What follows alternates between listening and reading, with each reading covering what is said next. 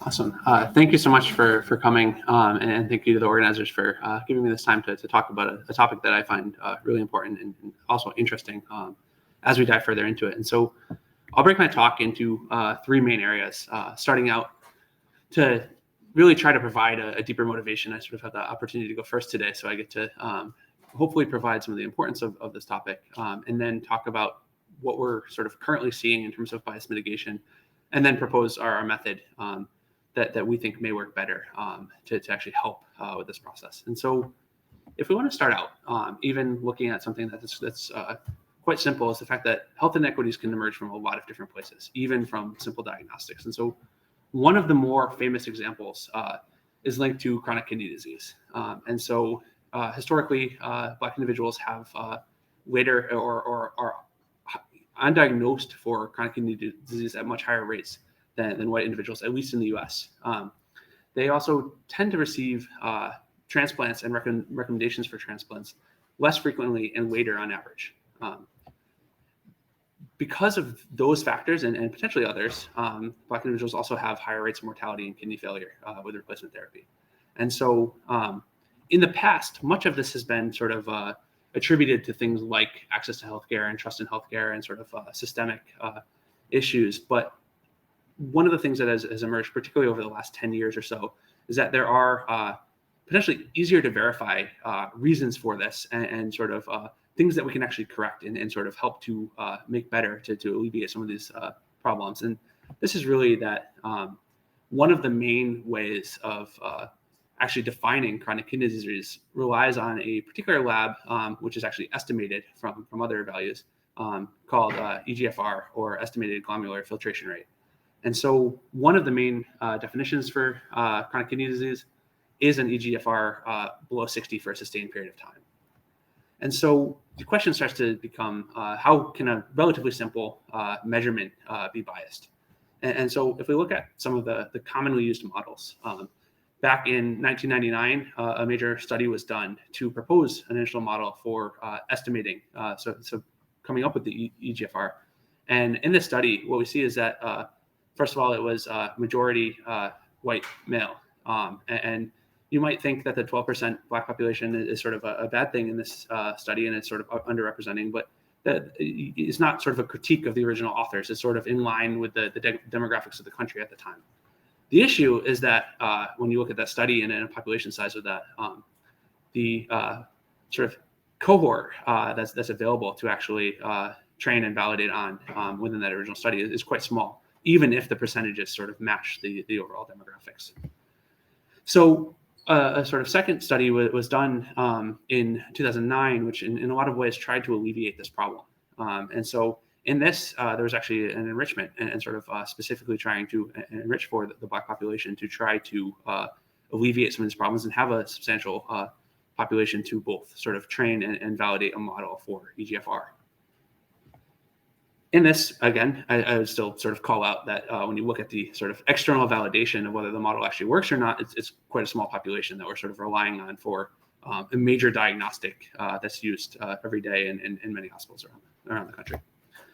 And so even this model, if we look at it, and I know these figures may be a little bit hard to see, but this was recent work in 2021, show that the EGFR is overestimated in the Black population. And so what that means is if you're defining chronic kidney disease by saying that somebody has a value below 60 for a sustained period of time, you're essentially arbitrarily excluding people from that definition by using an estimate that is higher than it actually should be. And so in this, they're actually comparing the estimated value versus the actual measured value. And you can also see, even for things like correct classification, of whether the EGFR is coming into the right sort of bins is also lower. And so what we see is that there's a higher risk prevalence among Black individuals for known risk factors of chronic kidney disease, but we still see lower prevalence of diagnoses.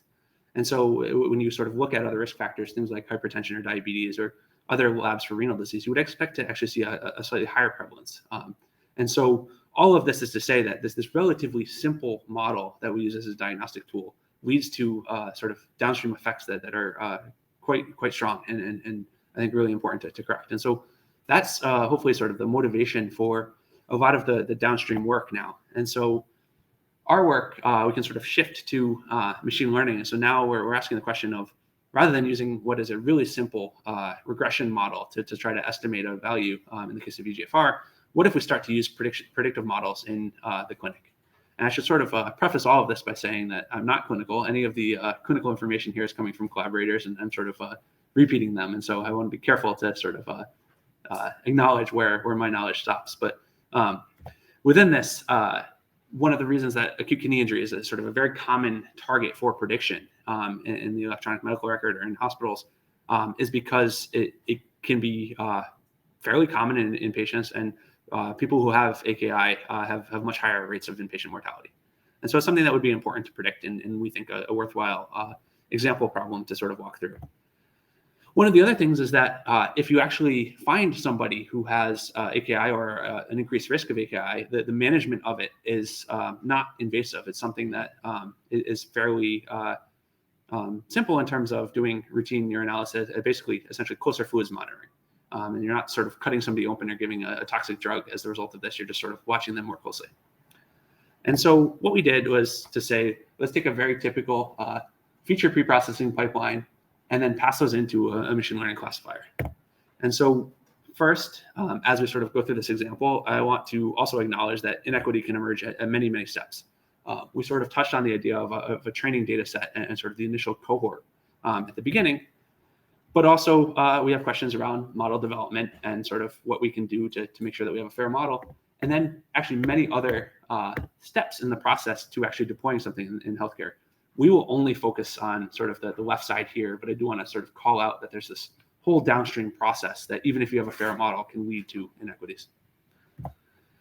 And so one of the approaches to start to ask whether a model is fair is to figure out what's the right statistic to even measure the model. And so a group called Equality AI and another group have put out was sort of called the Fairness Playbook, and I should have added the citation here, but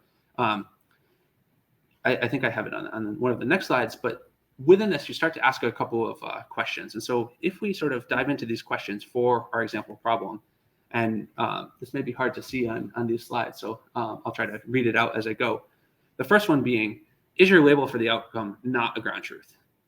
In clinical care, this is oftentimes a very hard thing to answer because many diseases or other conditions are human defined. And so even that is potentially already a jumping off point to saying that you sort of have to use a metric called statistical parity, which I'll touch on in the next slide. But if we sort of want to get past there because we want to say that it is a ground truth and we don't think there's a historical bias in the labels, which again, we're talking about medicine, we're talking about humans practicing in a biased world. I would argue that they are. So again, jump off to statistical parity.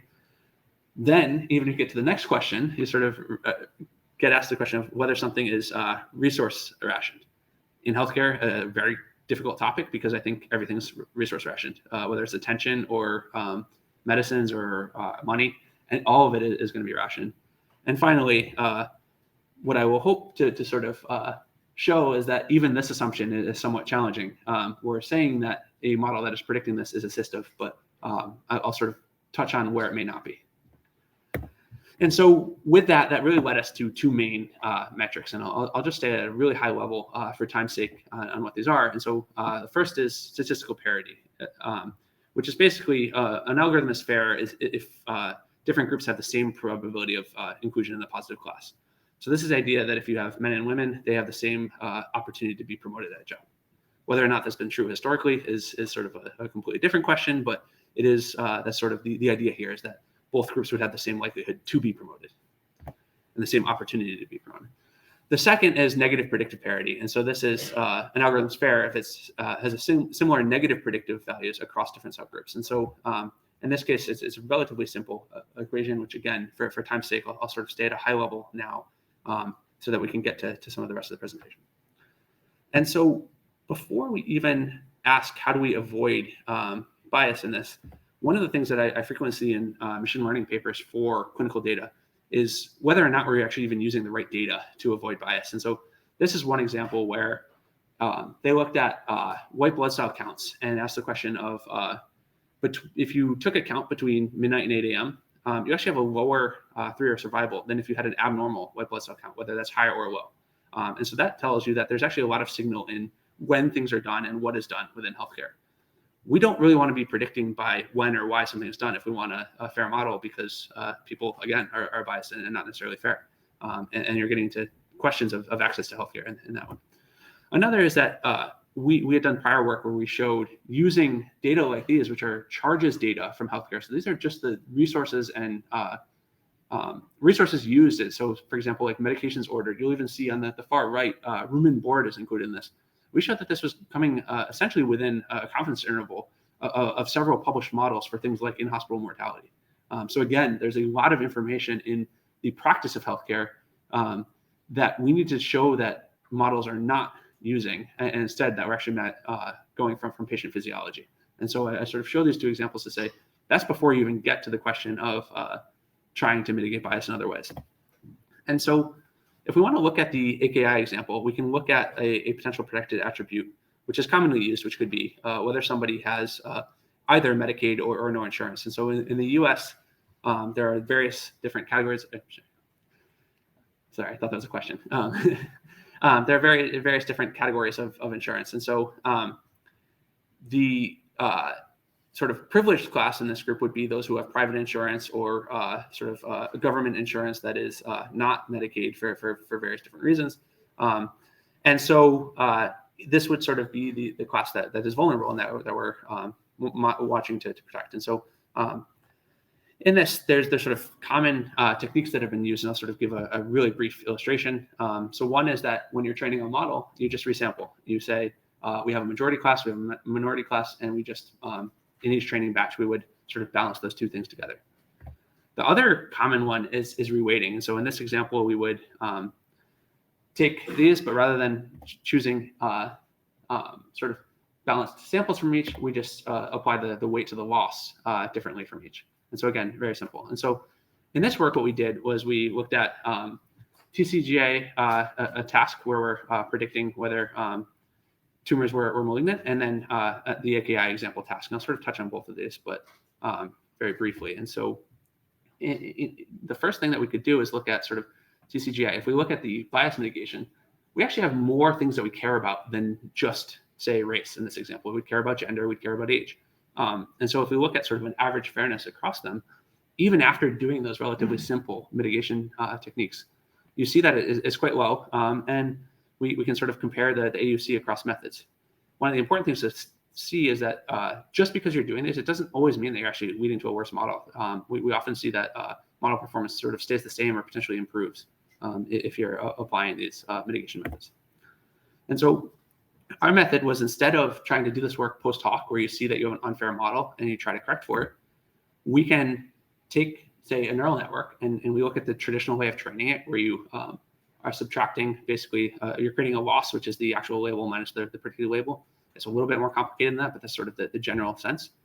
What if we instead make the loss function something that is training to include the different statistics that you care about for fairness? And so in this case, we have 4 different weights that we can determine what they are a priori, and then we can include the fairness values into the actual loss of the model. And so what we see with that is that it really helps with both sort of the average fairness without substantial loss in AUC. In some cases, we actually saw that these models led to improved performance. Obviously, you have to optimize for the weight. And this replicated to the AKI task as well. And I apologize for going really quickly through some of these, but in sort of summary, there's an advantage to doing this because sometimes weighting or resampling can make training deep networks harder. And so in this example, we can optimize for multiple protected attributes at the same time. We just need to really understand what the weights are and sort of define everything up front. And so our sort of primary conclusion from this is that if you consider this from the start and sort of train a model to consider fairness from the beginning, you can have better outcomes. And so just in my last 30 seconds, I'll sort of go back to that point of, say we have a good model for AKI. do we know whether it's actually assistive? This is one of my favorite studies over the last several years. A group at Yale did a randomized clinical trial, multi-center, showing clinical decision support that just let you add a problem or order closer fluids monitoring. So they randomized to 2 groups. One would get the alert, one wouldn't. And what they found in the suburban non-teaching hospital, there are actually higher rates of death in the alert group. So just showing something that said somebody has AKI was leading to higher rates of death. And so I sort of bring that point up to conclude and really say we really need to think about these things and be very careful and diligent in the decisions that we make along sort of that, whether it's that fairness tree and we're sort of deciding what metrics to use, and assuming that anything is actually assistive is potentially a dangerous road, and we need to do rigorous evaluation along the way. And so we're still sort of early on. I'm hoping to get into this entire pipeline and spend a lot more time in this area, but I'm sort of very excited to be sort of going on this journey now. And so with that, I'll stop for any questions if we have time.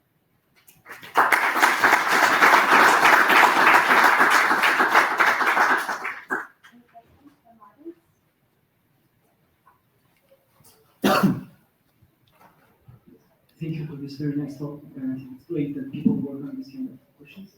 And was intrigued by the figure, by the table you shown before. Yes, before that, before introducing. Yeah, still before. No, actually, got this one. Sorry. Okay. So if I read this table correctly, so mitigated using different attributes. But if I read this correctly, it means that by mitigating on gender, you still improve race fairness, for example. And, that's likely an artifact, which is due to the distribution of races in the genders. So I wouldn't sort of chalk that up as something that's repeatable or it's sort of luck. It came along. Yeah. Okay.